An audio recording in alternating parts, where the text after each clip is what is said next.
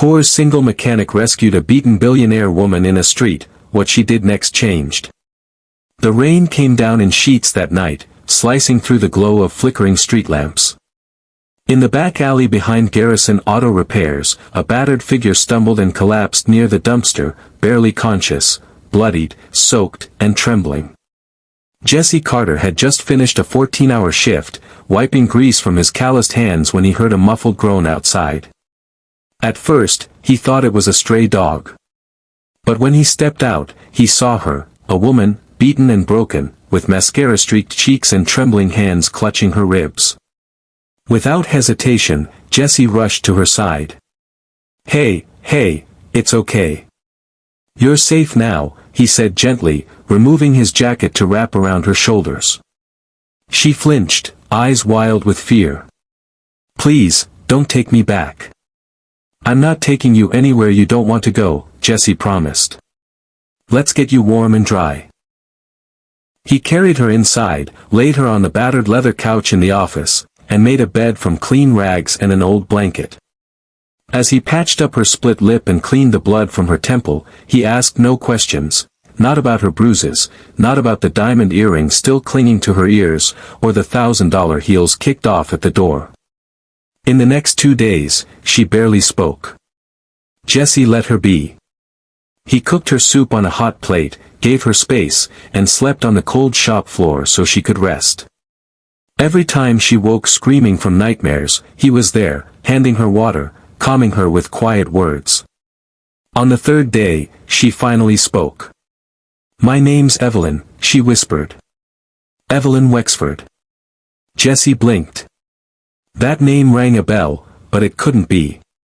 Wexford as in Wexford Industries. The shipping empire. The media darling heiress. He dismissed the thought. Whoever she was, it didn't change what she needed. "You're safe here, Evelyn," he said simply. That's all that matters. It wasn't until a week later, when her face had started healing and her voice regained strength, that she opened up. She told him everything, how she had married the wrong man, a charming executive who turned out to be a violent narcissist. How, after months of silence and suffering, she tried to leave. And how, when she ran, he sent men to find her. "I didn't think anyone would help me," she admitted one night, curled up with a cup of coffee in Jesse's grease-stained hoodie. "Sometimes help comes from the least expected places," Jesse replied with a soft smile. She looked at him, really looked, and for the first time in weeks, smiled back. 2 weeks later, a black SUV pulled up in front of Garrison Auto Repairs. Jesse, wiping down a carburetor, looked up and frowned as suited men stepped out.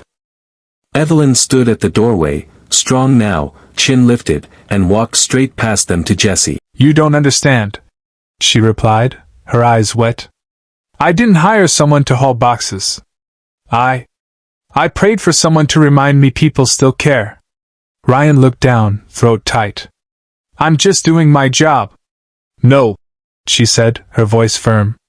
"You showed up when I needed it most. That's not just a job. That's grace." Before he left, she handed him a sealed envelope. "For your son," she said. "Don't open it until you get home." That night, after tucking 6-year-old Mason into bed, Ryan sat at the kitchen table and opened the envelope. Inside was a letter and a folded check. The letter read, "Ryan, I know how hard it is to feel like the world has forgotten you.